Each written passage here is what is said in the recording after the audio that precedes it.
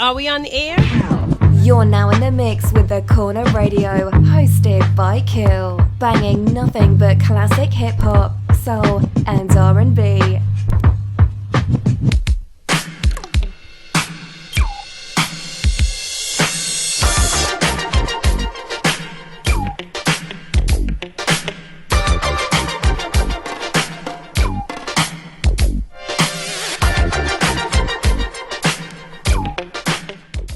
What's good, what's good, what's good? Y'all tune into The Corner Radio, hosted by your man, Kill, man. I got my hip-hop squad up here today. I got my brother F from the Writers Bench. What's going on, fam? Peace. And then I got my man Scott from another one of the illest hip-hop podcasts out here, the Light Podcast. I've been a guest on his show. He's been over here a couple of times. What's good, Scott? Hey, what's good, Kill? Man, always glad to be here, man. Always. No doubt, man. Y'all already know what it is. Let's jump right into it, man. I'm hyped. Last Friday, August 12th, Netflix dropped a new series called The Get Down. And I've been hyped for this show. I think Ev, either you sent me the trailer or I sent it to you, but ever since I've seen the trailer for it, I was like, that's what I'm waiting for. You know what I mean? HBO had a joint vinyl. I tried to get into that. After the first step, I wasn't really feeling that, but it was like The Get Down dropped, and I was just like, dog, you don't understand how much I was fiending for this joint. I was up at midnight Thursday into Friday morning, like hoping it would be up at midnight. That joint ain't come up to like 2:30 in the morning. I still started the first step at like 2:30 in the morning because I was so hyped to see it. If cats haven't seen it, just giving cats a heads up, it's gonna be some spoilers. So if you haven't seen it, don't blame us. Go binge watch it, and then come back and check this out. But we just going to get into everything about it. Nas is the executive producer of it, which I think is incredibly dope and everything like that. But, I just want to know, what were y'all thoughts after y'all peeped the first episode? Scott, I'm not sure if you finished everything, but just what were your initial thoughts of The Get Down? And what was your thoughts, bro? I was blown away. Literally blown away. I'm in LA, so I was at my mother-in-law's house when I watched the first ep, because I caught it maybe like 2 or 3 days after it came out. And I was just like, the fact that it was, to me, like, it's a mix between all the things that I remember during, like, the early 80s time period. It was a mix of the kung fu, you had your hip-hop, you had your comic book story kind of thing. To me, it was like a perfect blend of all these elements. And to me, just watching that and seeing a story told about my culture to me, I was head over heels about it. I loved it, man. There's some naysayers out there, but I was totally blown away by the first ep. Actually, to the point I wanted to watch the first ep again before even finishing like the rest of the season. Right. So yeah. Yeah, I know you was feeling it because you called me. You was like, "Yo, this is the best TV show ever," and I'm like, "All right, slow down, boy. Like, slow down." I don't know if The Wire and Breaking Bad just yet, but I'm with you, Scott. What about you? What were your thoughts of the joint?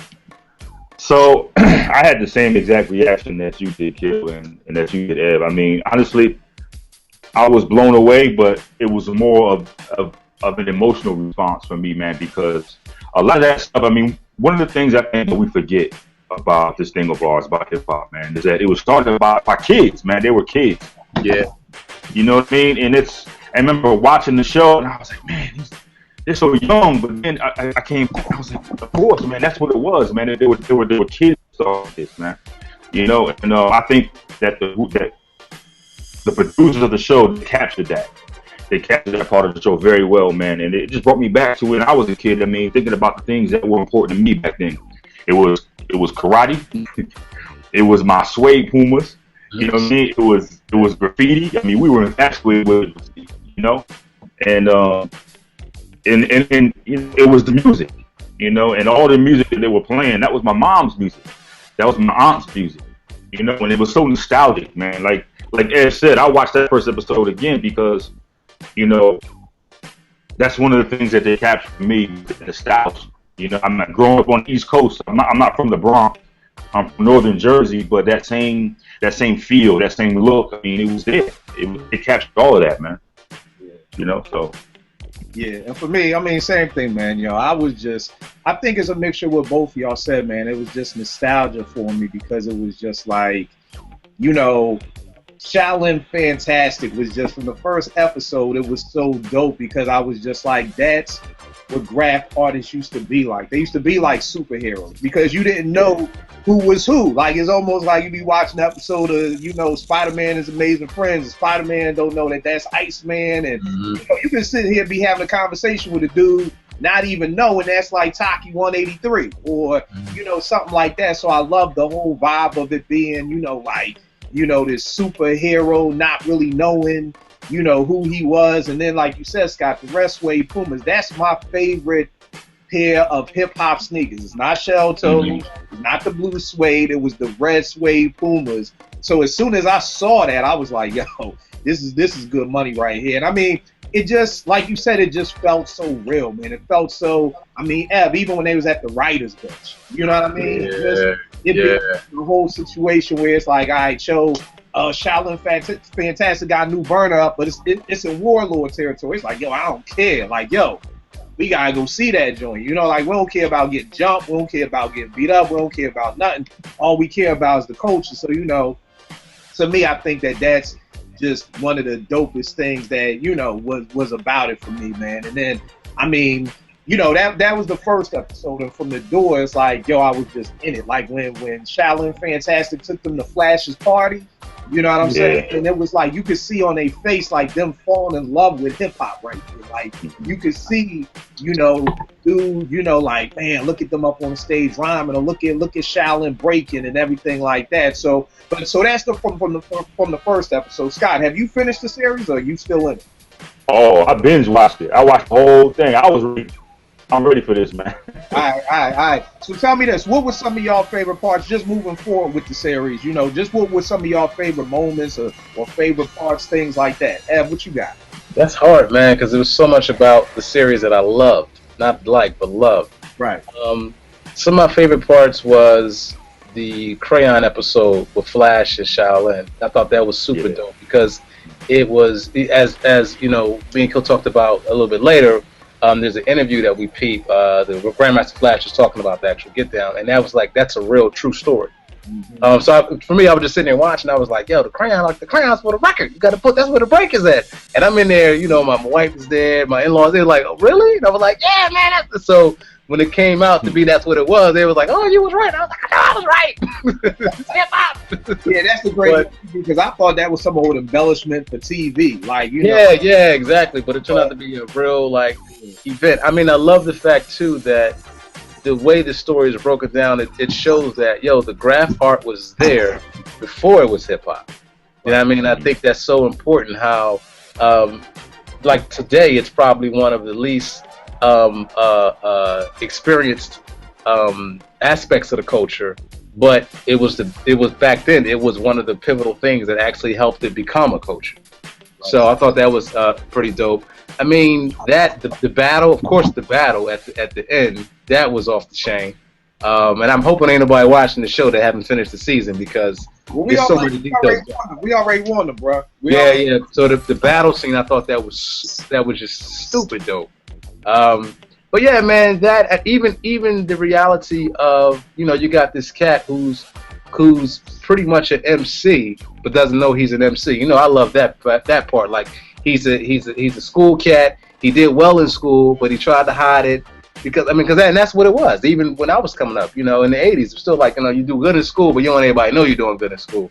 So it was just like this whole like element of that and his writing, and how like dedicated he was to it. So I can sit here and talk about that whole episode. There's so much I loved about it, but just I'll just give those little tidbits for now. All right, what about you, Scott? So my thing, man, if I could talk about it,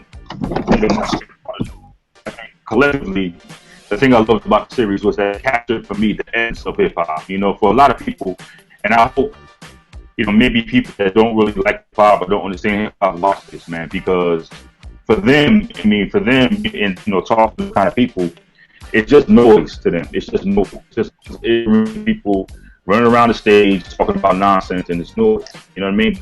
If you watch the Get Down, you understand that it was born, something came from the struggle, right? And the thing I liked about Get Down was that it showed the migration from disco into hip hop. They were doing hip hop, and they didn't even realize that they were creating a whole other genre of music. I heard, I can't remember who said it. I was reading an article somewhere, and they said that hip hop is the last true great American art form. And you watched it happen right there to get down. They captured the essence of all of that. You know, from the graffiti, you know, like they've said, you know, from the B-boys and the B-girls, you know, the DJ, you know, the MC, how they all came together to make this culture, and the fact that they captured it on the show, I thought was incredibly important. You know, so you see firsthand, it's not just noise. It's not just noise. There was a message behind it. There was a purpose, you know what I'm saying, behind the creation of this culture. And if I could think about what my favorite part of it was, it had to be at the end. That battle at the end, you know what I mean? When they put on the record that Marlene made, and you know, Shaolin caught the break, and the B-boys was like, yo, that's better than that Apache joint. You know what I mean? Right. And I think that right there was my favorite part. You know, that right there was my favorite part. Right. Had to be. Yeah. Yeah, and I'm with just, I think it's going to be one of them episodes where we all just agree on everything, because it's like Ev said, there's so much that I love. I mean, I'm like you, Scott. I binge watched it. I'm going back and watched it again. You know, I was just watching episode 1 again today, and I mean, it's so much. I think and I think again, because, you know, for me, and like Ev, you speaking on for the MCing part, for me, you know, getting 2 turntables, and even though that this is probably set, I think if I'm not mistaken, it was like 76, 77, even in 84, when I was 10 and I got my first 2 turntables, you know, everybody was looking at me like, why you need 2? Like, you know, so I understood, like, that was nostalgic going to the what's that, the pawn shop, trying to get 2 turntables, you know, and he's like, you were like the 8th black kid that came in this week, you know, so it's just like, people not understanding, you know, why do you need 2 turntables? Why do you need a mixer? Why do you need this and everything like that? So, but one of my favorite parts was just watching Shaolin practice that Lynn Collins break. Yeah.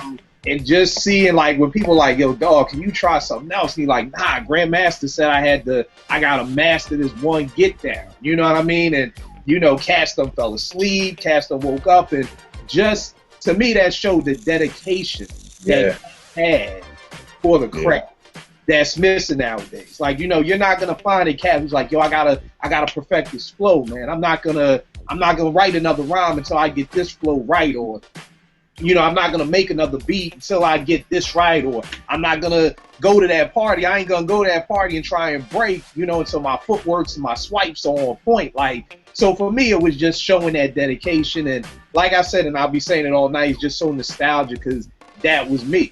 You know, even fast forward in 7, 8 more years from when it was set, it was still, those are the early days of hip hop. Those were the, you know, all that stuff. And I think one of my favorite quotes is when he said something like they would always say, yo, where's the singing part? And he'd be like, oh, that's the whack shit. Oh, that's the whack. You know what I mean? Like, all we cared about was the breaks. And it made me think, Scott, of the podcast I did with you guys when we were talking about Rick Rubin. And we were just talking about how, we ended the podcast on Rick Rubin? Well, yeah, Scott and his partner, JB podcast on Rick Rubin. Yeah, podcast, bro. I'll send you the link to it. But we were just talking about how so many of the songs that we would eventually hear, like Peter Piper, like those were breaks that cats probably in the Bronx and Queens have been hearing for years.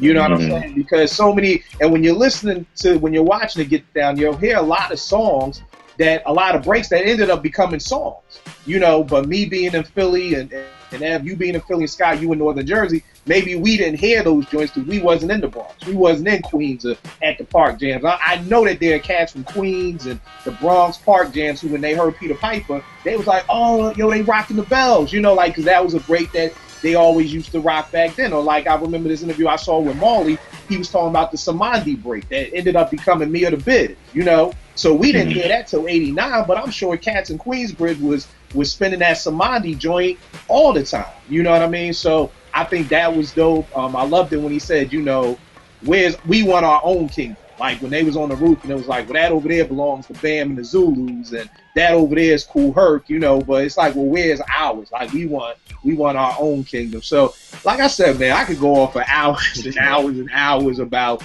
everything that was so dope about this. And I also like the part when they was practicing, and he was like, y'all can't say motherfucker. And it was like, well, why? It was like, that's a curse. And he said something like, yo, do cowboy curse in his rhymes? Like, you know, you could kind of like sense the innocence of hip hop, because I'm with them like, yo, why can't you? But at that time, I guess cats wasn't cursing like that. You know, and then the first thing was, well, does cowboy do that? Like, we got to follow the path of the people in front of us. Like, if cowboy is cursing, cool, then we can curse. But if cowboy ain't cursing, like, yo, you know, we got to fall back. I love like we said a little bit earlier about the dedication. I just love the fact that Shaolin and these dudes were just so big on what Flash told them to do. You know what I mean? Just being back in those days and how so many of these dudes started off being record boys for people. Like, if I'm not mistaken, Diamond D was like a record dude for, I think, Bam or for somebody, you know, and it was just like, yo, that wasn't a nut job. That was a job to be proud of. Like, yo, I carry this dude's records to the jam. Like, yo, I'm the one in the crates pulling out the records. And you try to get a dude to do that nowadays, like, yo, go do this. It's like, yo, dog, you ain't fleeing me, son. Like, yo, what you talking about? Go get you, or, you know, whereas back in those days, it was just part of the process into becoming hip hop. So, you know, like we said, we'll keep talking about it all day, but those are some of my favorite parts. Tell me this, y'all. Ev, who was your favorite character on the show? That's hard. My favorite character on the show. Damn, that's hard. I mean, my first thought would be Zeke, because, you know, he is the MC, and just seeing him go through his journey of discovering that, but at the same time still wanting to you know, pursue his education and pursue his like career, and like trying to balance, which is to me very true for, you know, I don't know how it is now, but very true for when I was writing heavy and coming up as an MC, you know, something that you love to do, but it's, you know, the idea of surviving with that is like, oh no, you know, unless you get signed, and that's the only way you're gonna survive with it. But you didn't think about it so hard because you're so deep into like the study and mastering your craft. So on this side, you're still trying to do something that you can survive off of. So seeing him live those, like trying to live inside these two different existences was pretty deep. Between him and Flash, of course, I think Flash character was just dope. Shaolin's character is dope too. I guess it's so many for many different reasons. But I don't know if I got one, but those are my top three. All right, that's what it is. Scott, what about you? For me, it's got to be Zeke, man. I talked about it before when you asked me about, you know, the show. I mean, it's all, you know, they just captured the essence of it for me. You know what I mean? Like tying it back to what hip hop is, that is in its bare fundamentals is poetry. You know what I mean? And he's a poet first. Yeah. You know, he was writing poetry first. You know, and they called him, you know, he's the wordsmith. You know, and they went right back to the fundamentals of it all. You know, and it showed the bridge between, you know, poetry that you learn in school, poetry that you read in a book, and how it translates into being an MC. The fact that they made that connection, you know, I thought was fantastic. You know, and you know, we all know it's poetry, but they showed it to you. They showed him reading how he's embarrassed in school to read his poetry, to read his rhymes, and then he went from being embarrassed to actually being on stage, right up front, writing for his crew. You know. And also because he got Marlene. I mean, Marlene, she's a super fine, you know? Yeah. Marlene was a super fine, so that's why I like him too, man. And also, I like the character Dizzy. You know what I mean? The graph artist. I mean, oh, right, yeah. You know what I mean? He was just very cerebral. He was very, you know, artistic. He was kind of different from everybody else. And it's almost like you got to be, you know what I mean? If you're going to immerse yourself in that world, you know, he didn't necessarily have an allegiance to a particular region of the Bronx. He just kind of drifted, and he was just immersed in that world, you know. And I really like that character too, man. And if I could add on just to what the brother's talking about with Zeke and the whole, like, him being a poet first, I think it's so interesting that the way that they wrote that character, because it's so, the way I came up as MC, you know, we came up reading Dante's Inferno or the Divine Comedy, reading those kind of things, not for school, but to better our craft as an MC. Because, you know, in order to be a lyricist, you had to understand poetry. So we would, we would immerse ourselves in that world. And I thought it was just so dope the way that they wrote his character, because he was a poet first, dope poet too, and wasn't afraid to wear his words on his sleeve. Whereas, you got cats nowadays, like, you got so much of this and this and that. But that cat, he's so versatile, which is, to me, it also makes his character so just incredibly phenomenal. Yeah. No doubt. And, the fact that they took all of his conflicts, right, all of his pain, and they showed you that his words came from that, right? He had, his parents weren't there. You know what I mean? He had the issue with his girl. He was just kind of, a struggling cat, and then he took all those conflicts and put it into his message. I thought it was fantastic, man. Yeah. And it's funny because Zeke, that's dope, man. And I just love with him just being how, that's just what he did. That's who he was. You know what I mean? When he's trying to get with Marlene, he's kicking them poetry lyrics, you know what I'm saying? Or even when he was trying to get I forgot the DJ's name that Marlene on the first F that she was trying to get the joint to, but when him and Shaolin was talking to him, and he's like, yo, you may be the best, but you can't pass the test. Like, he was going back and forth. It's just like, that's what it just was for him. It was like, that was his, Ev, you talk about being an MC, sharpening your sword. That was just him. That was just how he, even when I'm not MCing, I'm using my words, you know what I mean? And everything like that. So that's dope with Z.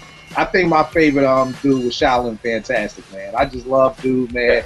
Like, he had the perfect fro. It was the red Pumas from this. I'm telling y'all, the red Pumas had me stuffed. From the first, I'm about to go get a pair, cuz. I'm about to get a pair of suede. It may not be red, but I'm on a hunt for some suede Pumas right now. I'm going to show y'all something before this app go off. I'm going to show y'all a little thing I found when I was out in Indianapolis digging one. But, the rest suede Pumas just had me from there. And I just love the storyline of, him working for Fat Annie, doing dirt, to him getting out from under her. Like, yo, I want to do this hip hop thing. Like, I don't want to mess with that crime. I don't want to do that.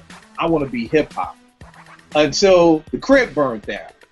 And I was like, damn, I gotta go back in the game to get this money so that we can do this hip hop thing. While Zeke is like, nah, we go work for my uncles. Like, dog, we gonna be working for 8 years. I need this money right now. And it's just, again, that's that dedication to hip hop. That's like, look, because most of the dudes that I knew who was getting their equipment back in 90 and 91 was doing dirt. They was. And I was gonna say that's that part of the story is so true, because we've seen that. Like, I've known, it's always, even coming up in a group of cats, you had one group that was like, yo, we'll go here and do a couple of jobs over here to get some dough, and other cats were like, nah, man, we go over here and rob this cat over here. We do this and that. I'm gonna sell a couple of bags of herb. Like, it's just. So it's so true. You always have, one dude that's in this particular lifestyle, another dude in this lifestyle. Right. And again, it's just like, because like I said, everybody, some of my people, they got the credit card scams to get their equipment. Cash was just doing, because again, and I go back to 93, 94 for me at Morgan, when Cash wanted the SP12 or S950, some speakers, and you talking $5,000, $6,000. Yeah. And you really got to be dedicated to that craft, while cats around you rocking low, and he'll figure you ain't got no car, you can get $6,000, go get you a car.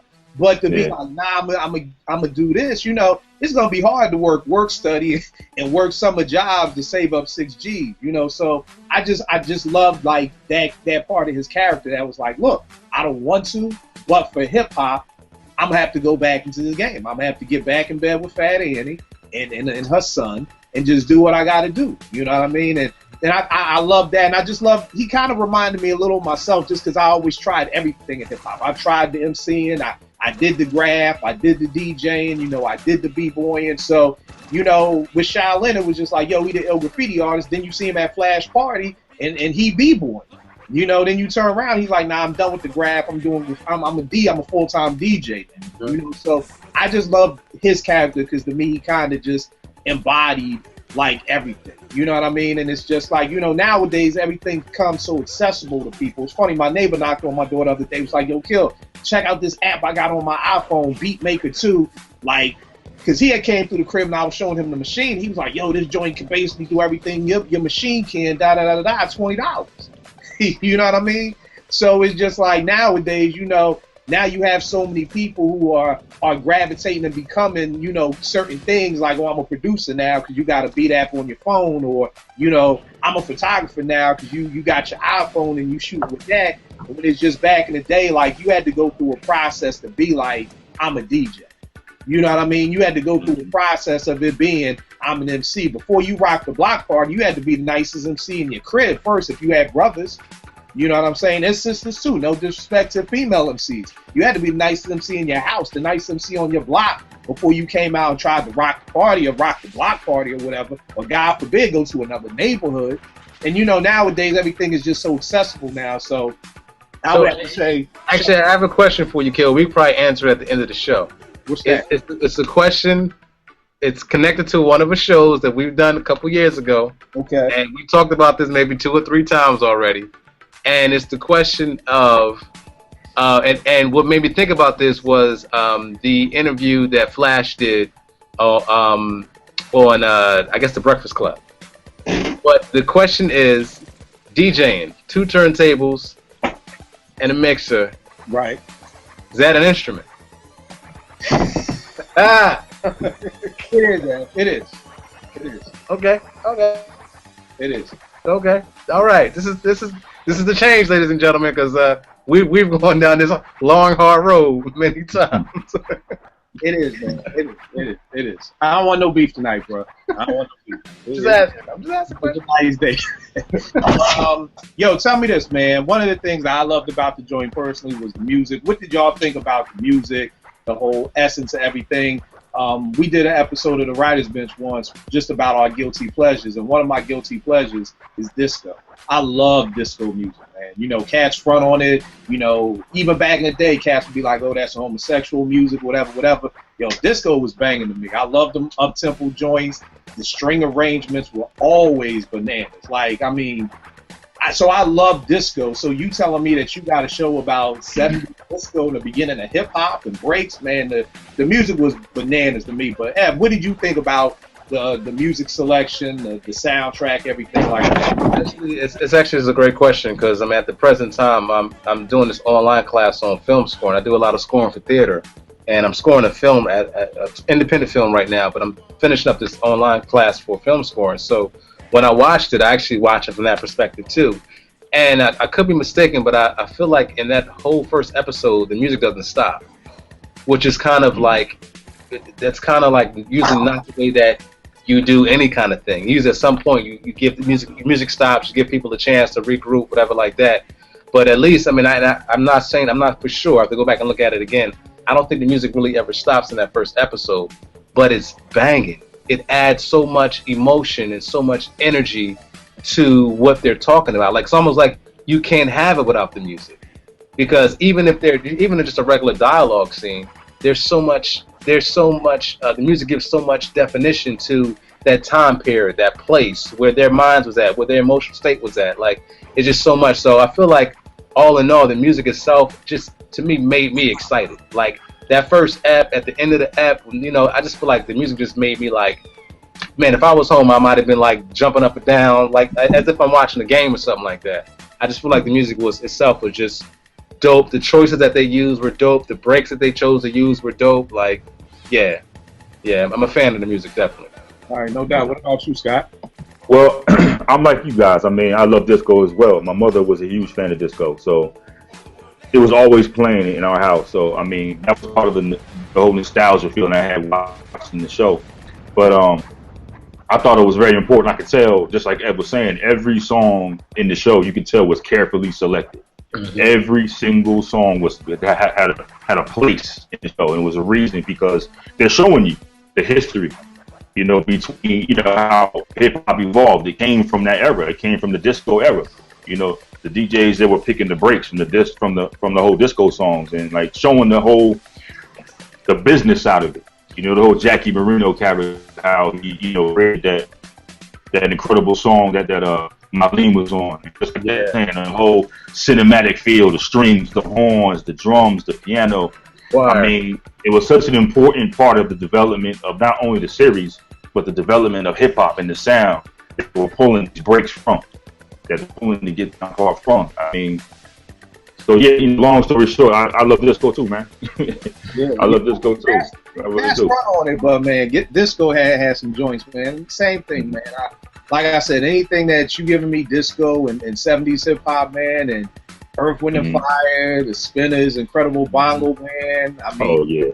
you know, they had the Assembly Line Break, the Commodores Assembly Line Break, and Curtis Mayfield. And I mean, because for me, like, almost every app, I was just grabbing my phone, just Shazamming stuff. Like, oh, I don't know what that is. Like, what's that? You know what I mean? And what's that? So, and to be honest with you, from the first episode, I kind of was in because the first intro got Nas rhyming it. You know what I mean? So from the door, I'm already like, okay, y'all. I mean, I knew he was executive producer, but I didn't know. You know, nowadays with so much, and have similar to you know, me diving more into my screenwriter bag, I'm seeing more like, you know, usually executive producers is just kind of like a big name we put on there. They really didn't do nothing, you know, but we just need their name to kind of help sell it. So I kind of felt like that's what Nas was, because he has a movie out now. I don't know if y'all have seen. It's called The Land. It's about a kid in Cleveland. He's a skateboard dude. And to be honest with you, you know, if you would have just said that, I would have been like, all right, you know. Really, you said Nas has a movie out? Well, I mean, he's the executive producer. Oh, word! I didn't know that. Okay. Yeah, executive producer. But I'm just being honest that if you told me, yo, Kill, there's a movie out called The Land about a kid who used to skateboard, I probably would be like, I ain't really into skateboard. But if you say Nas executive produced it, now you kind of got my ear a little bit more. And I'm assuming it's a lot of people that's like that. So I've learned, just in kind of learning this game, is that the executive producer's name, a lot of times, they really may not have nothing to do with it, but it was just dope to see.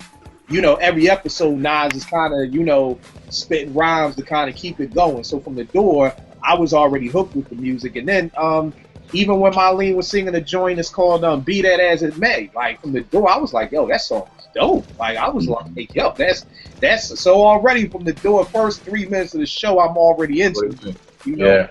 Then, like you said, that like, I don't think the music, just watching episode 1 again, I'm like, Shazam it. I'm like, damn, okay. That's that Miguel joint that's on the soundtrack. So the music to me was just bananas, which is going to play a part into what my next question is, because there have been a lot of negative reviews about it.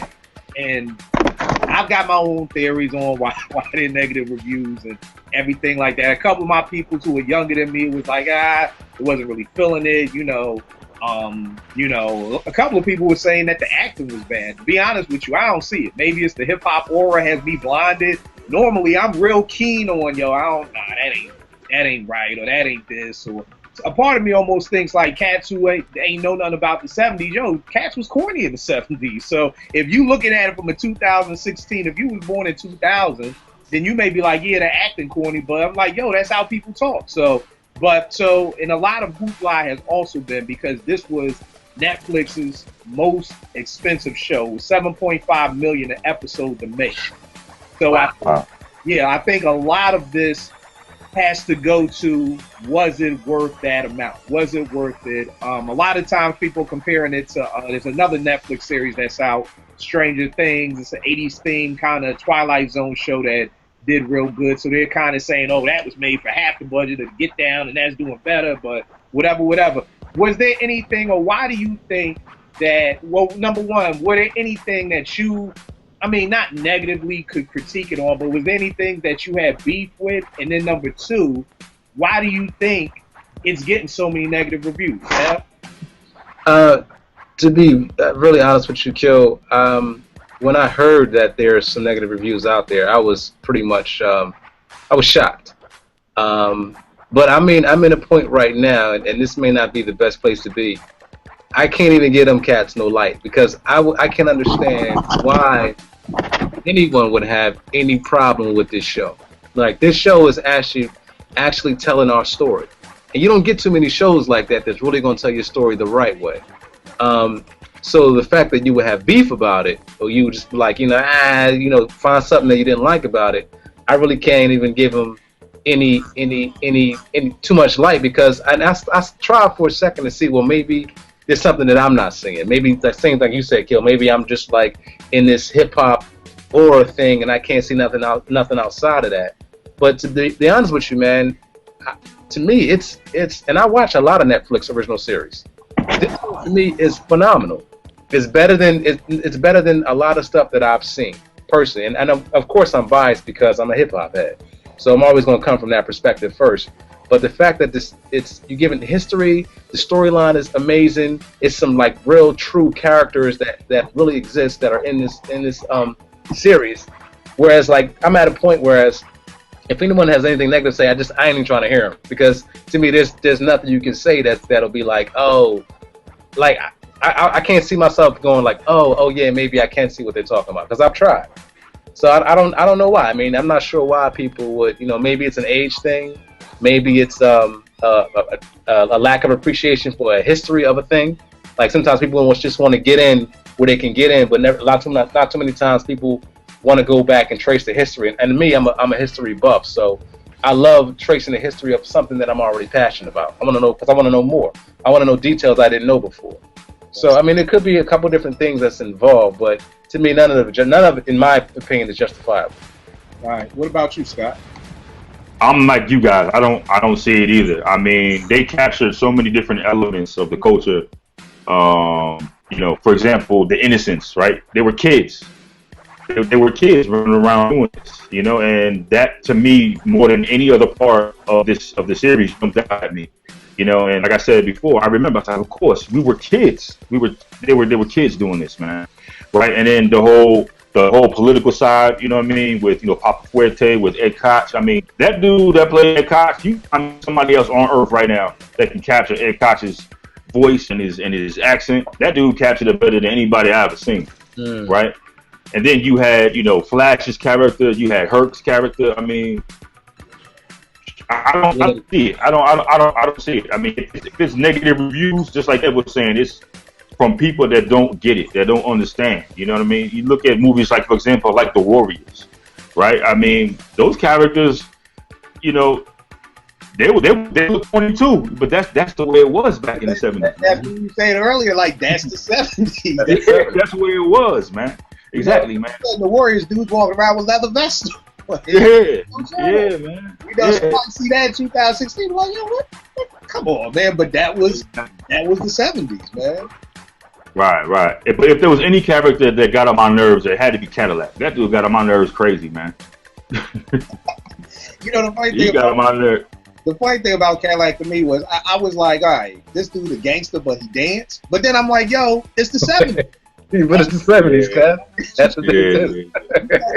But that's why I say that the age bracket could come into play, because if you were born like 87 on up, you wasn't really part of that kid and play, house party, Scuba and Scrap, Heavy D, 80s New York City breakers, Rocksteady crew crowd. So you don't know nothing about dancing. So a dude dancing, you may look at it like, yo, this nigga came up here dancing, or Heavy D dancing. It's like, yo, that's what we did.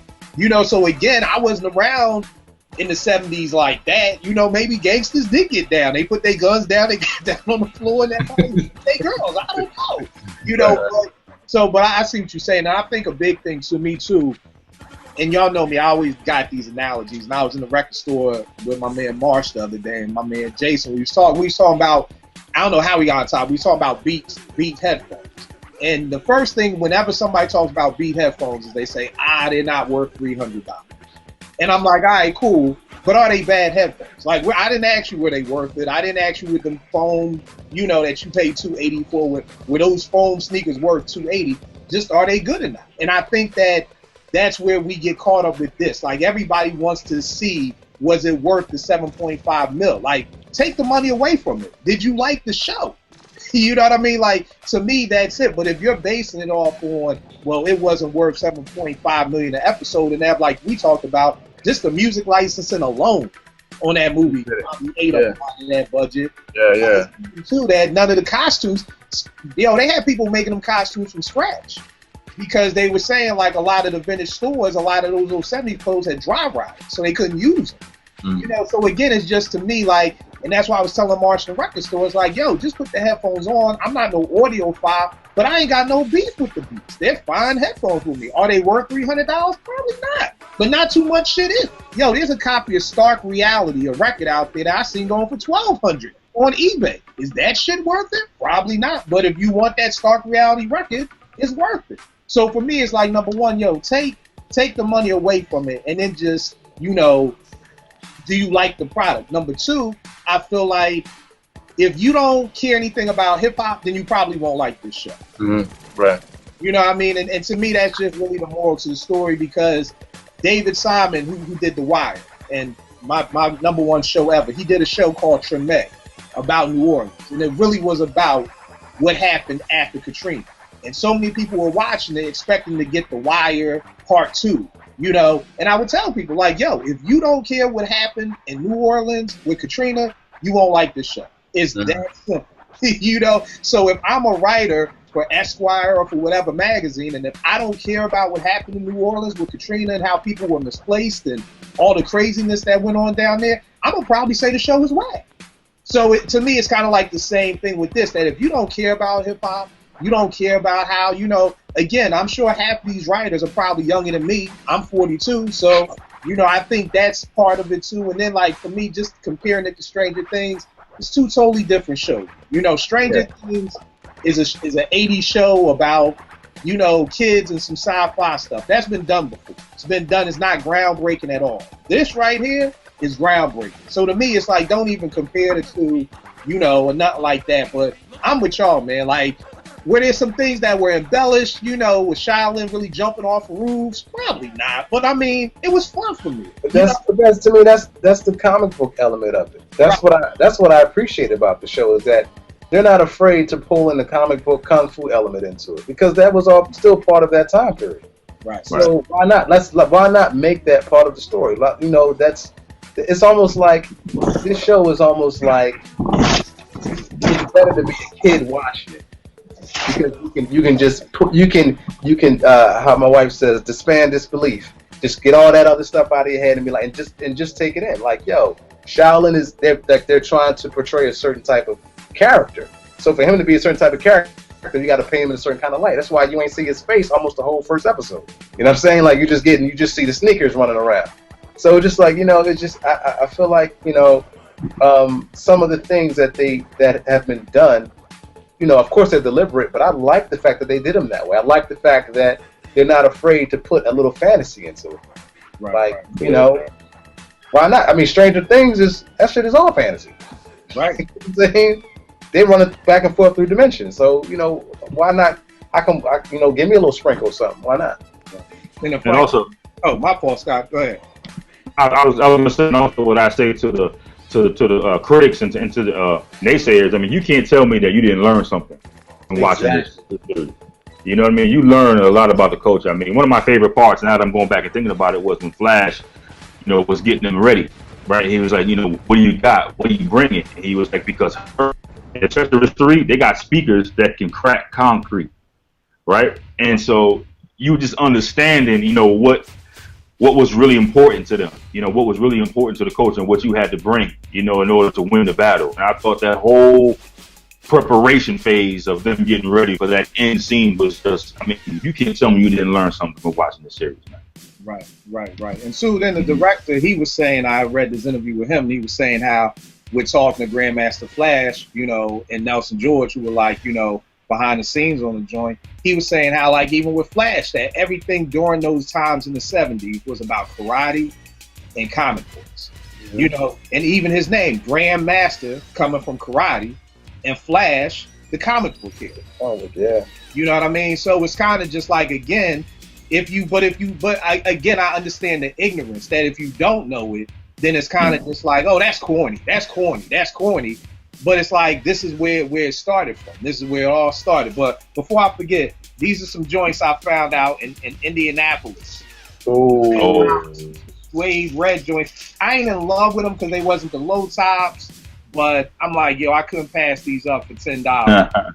You know what I mean? And then I got another joint down here. Now, these are the joints right here. These are my fave of what I got in the collection as far as old school sneakers. The high top. Ooh, those bad. $10. I got these probably about 6-7 years ago. I was out there for a conference, and whenever my job sent me somewhere, they secretly sending me record and sneaker shopping without knowing it. You know what I mean? So I had to cop them joints. So that's just the Puma stash. But I think too, man, at the end of the day, like I said, man, hashtag black shows matter. You know what I mean? Like, Mm-hmm. I think half the time, you know, it's just like, yo, if it's about our culture and it's predominantly blacks and Latinos in it, somebody's Gonna gonna have some problems. say somehow, some way, you know. Yeah, I thought Stranger- even us. yeah, I Even mean, us. I thought the Stranger Thing joint was cool, but Ev, I ain't called you like, yo, you bored, you and Marjani bored, watch this joint. You know what I mean? Yeah. Cool, but it wasn't like, oh man, I gotta go call somebody and tell them about it. Yeah. Y'all hyping that up because we all know white shows matter. We all know y'all get 8 different seasons till something can pop off. You know what I mean? But not to go down that platform. Yo, tell me this, y'all, real quick. That was just part 1. We still got part 2 coming next year. Where do y'all think part 2 is going? And what are some of the things that you think may be coming up next season for the Get? Actually, I'm making it a point not to think about that because I don't want to know. Okay. Yeah, I want to be surprised. I want to be as surprised as I was with the first season. I don't want to think about where they're going, how the show is going to evolve. I just want to come into it as green as I was on this one, and just really and just enjoy it for what it is. And I'll add this, with all the naysayers, to me, this show is so dope, man. I can't wait until it's like I can have the actual file or the DVD because I got a 10-month-old. Best believe he's going to watch this joint over and over because it's history. It's history. It's something like, to me, anybody with kids, sit them down, tell them, put this joint on, and just let them watch it, and then have a conversation about it. It's really our culture, and like the brother said, it's one of the last American cultures, but it happens to be the one that not just happens, but it's one that we created. So why not? Why would we not embrace that? Why would we not let our kids and our young ones experience it and develop an understanding for what's happening? So yeah. Right. What about you, Scott? So I think where I see it going, and it's kind of sad for me, right? Because I love the character. Oh wait. I got mute because I don't want to know. No, just our theories, man. It may not be true. We just don't stuff up. You don't even want to hear that. But see, the thing is, we good. So 9 out of 10, y'all gonna be right. So go ahead. I'm just gonna push the mute button on the joint, and I'm just gonna let y'all go.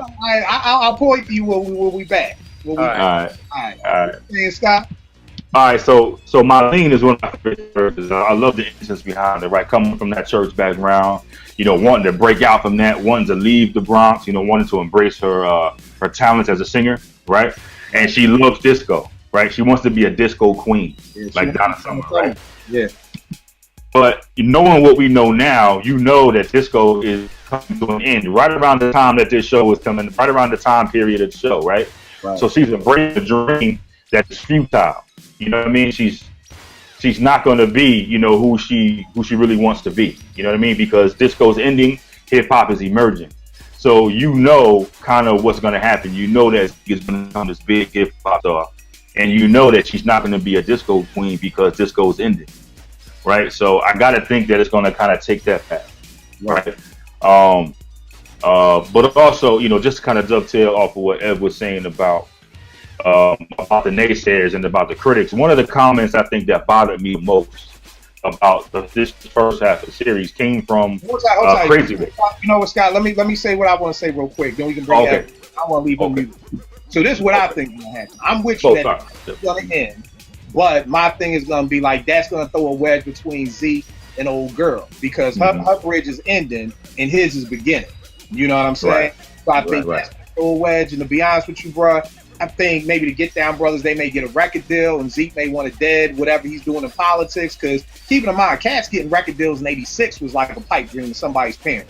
So in 79 and 80 getting a record deal, it's really like, yo, you ain't going to dead this good government internship over here for no record deal. And then to be honest, I think something sad always got to happen when you're dealing with our culture and dealing with hip-hop. Maybe Dizzy will die on some beach street, getting hit on the third rail or whatever. But I think that's what's going to happen. Ev, come on back, bro. I'm back. All right, you back. All right, Scott was going to say something about the naysayers. We didn't want to keep you muted too long, so we got... Because, look, I'm just going to add this. I know y'all going to be right. I already know y'all going to be right. I don't want to know. But go ahead, my bad. But Scott, what do you think about the naysayers?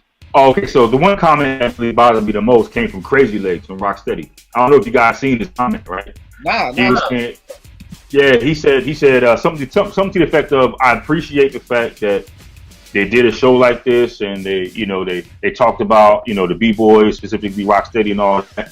He was like, but the one thing that bothered me was that they didn't cast it accurately. If they're gonna appreciate and pay homage to the impact that Latinos had in the culture, they should have cast Latino people.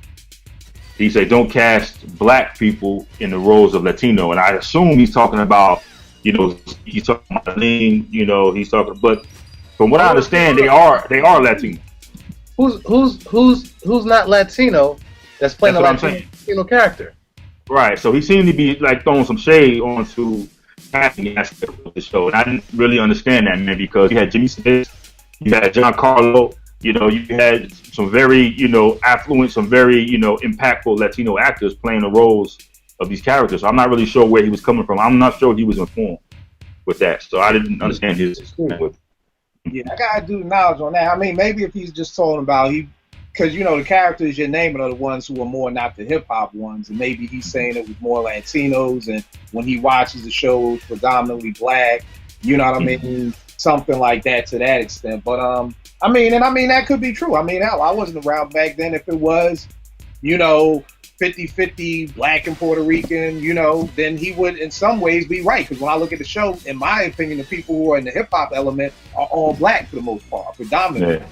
Yeah. So, but one thing I did like about it was the character Thor, the graffiti writer, the white dude. Because I think, Scott, we talked about this during the Rick Rubin episode of your podcast, is that people want to act like white folk weren't there in the beginning. Mm-hmm. You know what I mean? And they were. They were very heavily, and like I said on your show, I don't know the graffiti names like that, but I do know from doing history and having, I always got something hip hop laying around in here. From this, you just scoop through enough, you're gonna see a lot of these writers, were white.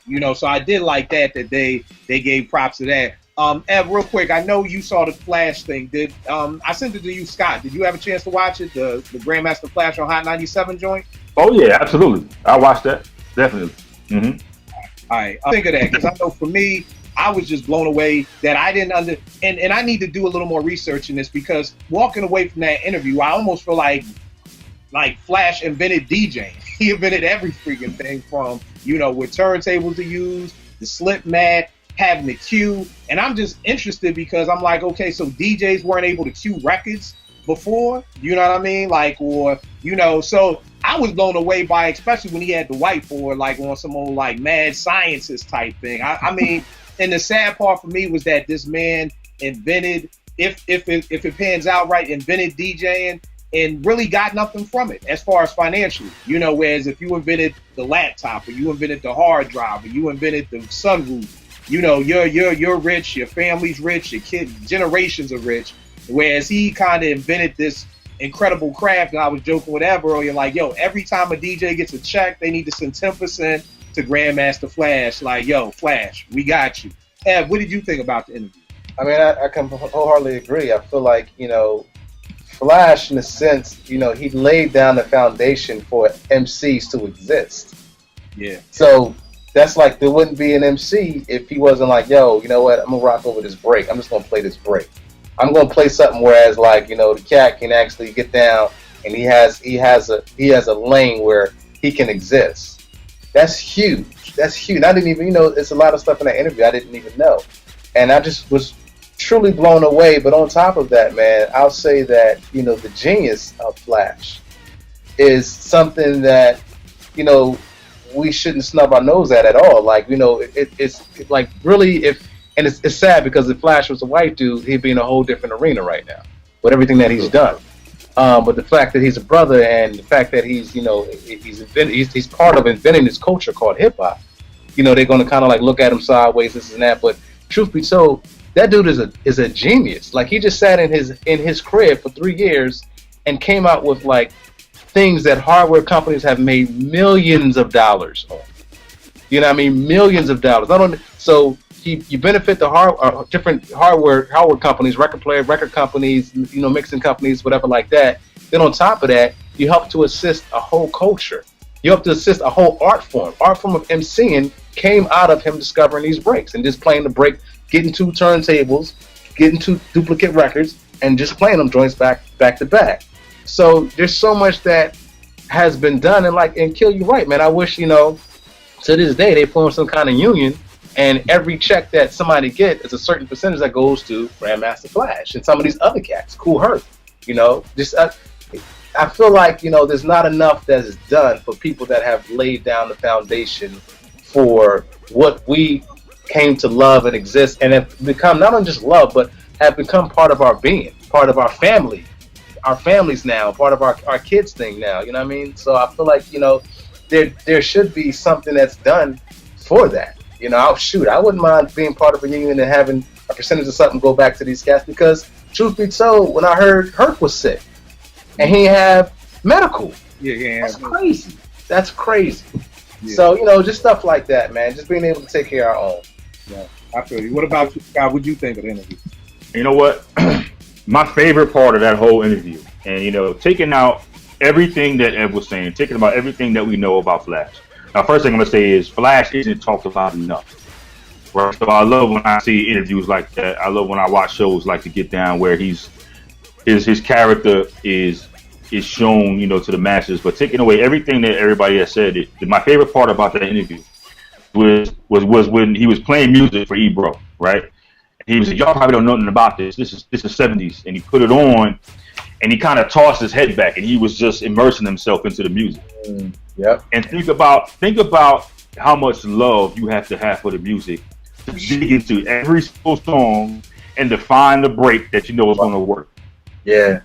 Think about how, he just does that over and over every single song, and think about how deeply, how emotionally connected he is with those tracks, with those records, to understand where that break is going to be and how it's going to impact his listeners.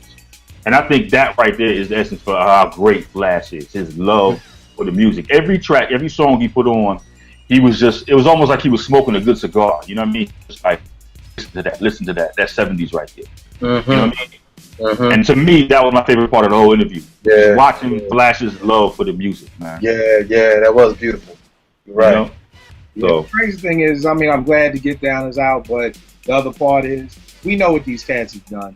You know what I'm saying? And, it's like Ebro and them could have Flash, Herc, other pioneers up there, more often. You know what I'm saying? And I'm glad To Get Down is making cats be like, oh, Grandmaster Flash. But, for us people who know, like, my man's been trying to get me in contact with Busy B to get him on. I've always shown respect to those cats who've come before, and I feel like that's what we gotta continue to do. I remember one time I was at EAA back in the day, and my homegirl Chris brought Charlie Brown from Leader School.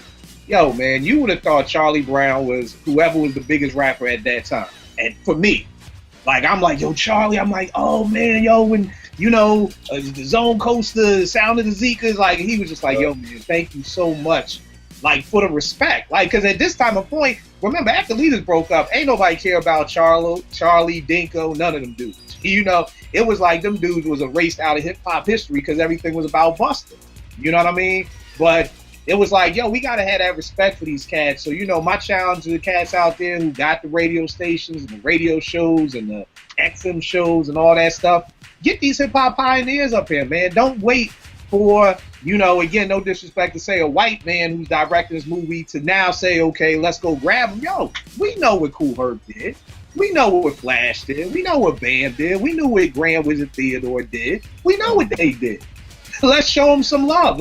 Don't just show them love, and I bet you, guess what? Flash will never be on Hot 97 again.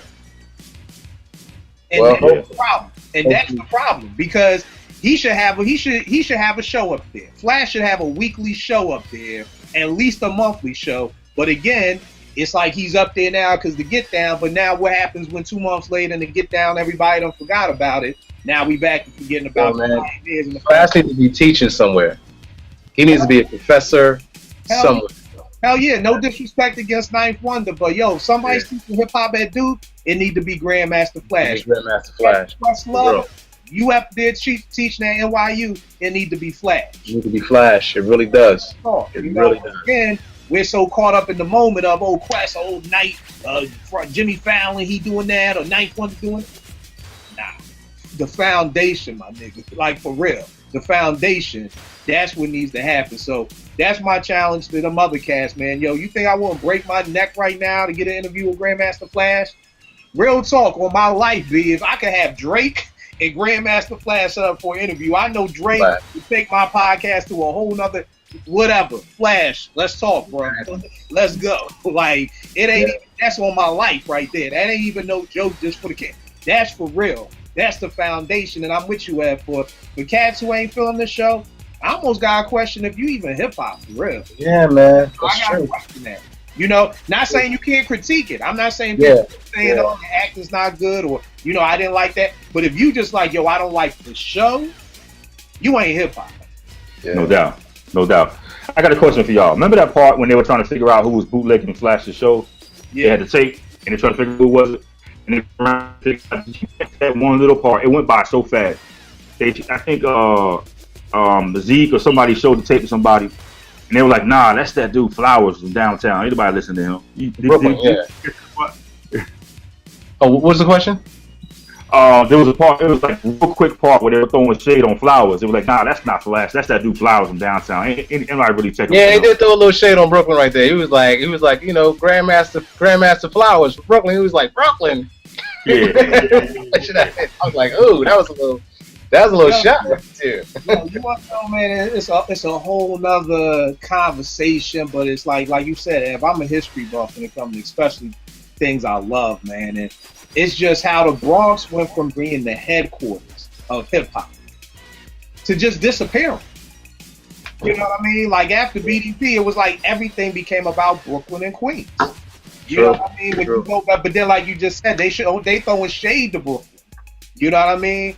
But it's like, yo, the Bronx just disappeared. And even when we did that Borough show on the writers' bench, and it's like, yo, what Borough had the dopest MCs? It's like, yo, the Bronx ain't made no noise since like '88. You know what I mean? But why is that? But that's another question. Real quick before we go, I don't want to hold y'all too much longer. Scott, I thought about you the second I heard this. L.A. Reid is saying there's a Tribe Called Quest album. There's a Tribe Called Quest what? It was a Tribe Called Quest album that was recorded before Fife's death that they are going to put out. See my face? Are you... I'll speak for myself first because I thought of you instantly, Scott. Yeah. This is one of them times, and Ev knows this. This is one of my favorite sayings. I hope I'm wrong. And Scott, because I see you're happy, I hope you're right. Because I don't know what this is going to sound like. I don't want it. I feel like we're all nostalgia, and it's like, oh, Tribe. But it's like, yo, them last two Tribe albums was Suspect. I ain't Villa Dead. I ain't heard a Q-Tip beat in years. I almost don't even want to hear it. I don't want it. I don't want to hear it. But again, I hope I'm wrong, and the rest of the hip-hop community is right. Scott, you're the biggest Tribe fan I know. What are your thoughts? You're obviously happy about it. All right, I tell you like this. When I saw that, right, and I saw L.A. Reid's name attached to it, I was like, I scrunched my face up, right, because obviously, that's not part of the whole Tribe clique, right? I was like, what does L.A. Reid got to do with it? And I saw, all right, so Epic, Jive, okay. Let me tell you something right now. If a Tribe record gets dropped, and it's Fife, Q-Tip, Ali, is all them on there, I'm gonna be emotional. I'm gonna be straight up emotional, man. I mean, I get it, right? I mean, you want to preserve their legacy. You don't want to do anything to tarnish the legacy of Tribe. Not even preserve it. It's just, do you still have it? It's like when Jordan played for the Wizards. Like, if you still got it, bet. Like, if you still can get out there and hoop, and you can still get out there and be Jordan, then who? It's not even about that. It's just, can they still do it? And the last time, it's like if the last time you saw Jordan hoop was for the Wizards, and you heard him come back again, you'd be like, nah. You know what I mean? I get that. When he first played for the Wizards, it was like, well, the last time I seen him play, he hit the game-winning shot in Utah. So it's like, okay, maybe he still got something. But if the last time you saw him hoop, so the last time I seen Tribe hoop, they weren't killing the part. Even on that, and I got to bounce, but even on that, my thing is, if Tip wasn't trying to put it out, I don't want to hear it. For the simple fact that he was, to me, he's been like the power force behind the Tribe albums, the dope and the not so dope. So if you got Tribe all together and they did an album and it didn't come out, and it never came out. One, there's a reason why it didn't come out. Yeah. And to me, I'll always refer back to Tip. Well, what is it that Tip heard or didn't hear that was like, we ain't really trying to push the joint out? So whereas the record exec decides to put it out after one of the members passed. I mean, to me, it's just like, it's the age old, like, oh, the artist has passed, now we can make some more money off of him. So let's put this album out, and and then we can sell that, maybe sell some merch, and still make a couple of dollars off this cat who's not even here no more. Yeah, because it's crazy that L.A. Reid would say. You know what I'm saying? I'm like, you would think that Tip would have been like, yo, we got something off, after Phife died, like, yo, we had. So for L.A. Reid to be the one to drop that, it's kind of iffy. Yeah. But you know what I'm doing? Oh, okay. I know you got Jet. Good looking out, bro. Appreciate it, man. It's good seeing you again. I'll see y'all in a minute. All right. But what were you saying, Scott? You know what I'm more excited about, though, ironically enough, was the announcement of Nas, Q-Tip, and Common. They're forming that super group, The Standard. I'm really excited about that, man. Again, I hope I'm wrong. My whole earlier part of life was always like, yo, I gotta prove Cash wrong. Now that I'm old, I'm always like, yo, dog, I hope I'm wrong, and I hope y'all are wrong. So, I mean, who is it? Is Q-Tip who and who? Common, Q-Tip. Common and Nas. Can I just get Nas? You know what? Common, I haven't really liked his last 2 albums. You know what I mean? I don't feel like he's focused enough, especially with that Nobody Smiling joint that was supposed to be about Chicago and everything like that. I'm real big. If you want to be the voice of Chicago with all this violence, my nigga, you have to come out them Hollywood Hills and move back to Chicago for 6 months. That album should have been recorded in Chicago. You should have been in the boycotts in Chicago. You should have been in some funerals of these young black kids dying in Chicago. If that's the essence of the album that you want to portray, I can't make an album about what's going on in Philly and all the killing and all the hurt out here in the suburbs out in Maryland. I can't do that. If I'm gonna make that album, I gotta be in Philly to make that album.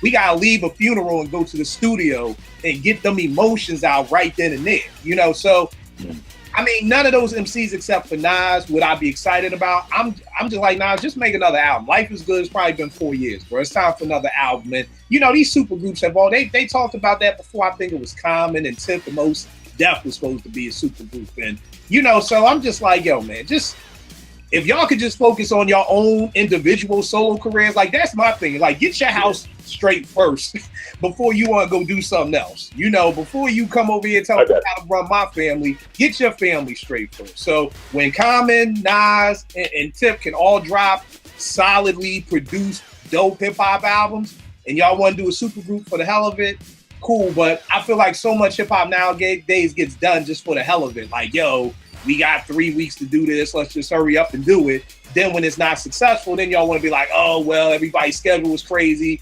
Then you shouldn't have done it. If the schedule can't be right, and I'll leave with this. Fresh Prince, Will Smith said something once when he was doing one of his albums. And the album was whack.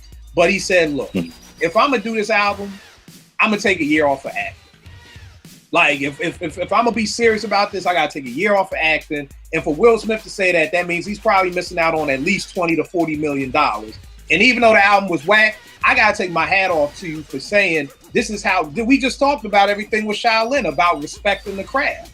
If you really want to make an album, then y'all going to have to clear y'all schedule. So if Q-Tip, Common, and Nas say, yo, we cleared our schedules for the next 6 months, we just going to be bouncing from New York to Chicago, to New York, to Chicago. We in the studio. That's all we doing. Nas ain't selling no bevel blades. He ain't selling no Heineken. All they're doing is concentrating on the craft, like we just got finished saying, made hip hop dope.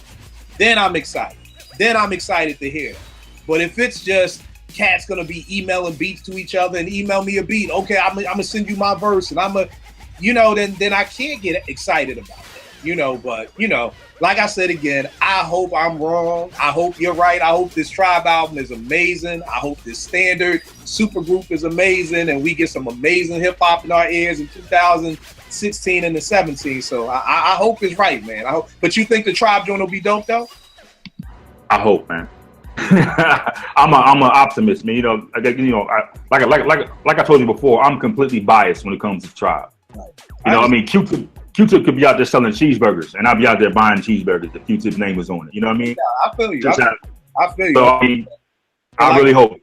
More than anything, if it's not good, I'll be very. I'm wrong. I hope I'm wrong. I'm hoping, But again, that little asterisk is L.A. Reid said it. Like whenever a executive drops something that big, like that's huge. That bothers me. Atomic bomb, and it's like, right. I'm a record exec. Like it ain't come from Tip. It ain't come from, Ali. It ain't come from Jerobi. It came from L.A. Right. So, but it is what it is. Oh, my bad. What you saying? No, and we got it secondhand. He dropped it on a podcast. And somebody listened to the podcast and was like, yo, LA said this on, what was it, Combat Jack show or something? I think it was dropped it on Elliot Wilson. Oh, was it? Okay, yeah. Elliot Reid said it on Rap Radar. This is what he said. So it's secondhand. So it's, they got the podcast out there. I mean, you can hear L.A. Reid say it. So it came out his mouth. You know what I mean? So it's straight from his mouth. So, we'll see. Yeah. Oh, bro, tell them everything about the Light Podcast, when they can tune in, websites, Twitter, everything, big. No doubt. So you can catch us on iTunes. Search for the Light Podcast. You can catch us on www.thelightpodcast.com. We're always on Twitter at The Light Podcast. You got a Facebook page. Just hit us up. We're constantly, dropping episodes, playlists, things of that nature. So hit us up, man. We always out there. We always up, man. So I appreciate it. Now, you broke up for a minute. So say it again. Where can they? What's the SoundCloud? It's like the Light Podcast. So everything, all the social media accounts, Instagram, everything is at the Light Podcast. You can catch us out there. We constantly dropping content. So again, Kid, much love, much respect for having me on, man. I always love being in the corner, man. Oh no. I appreciate you taking the time. Y'all already know what it is with me at Kill889 on Twitter. We'll make beef for food. I catch y'all all next week, man. Thanks again, Sky. I appreciate you, man. No doubt, man. No doubt.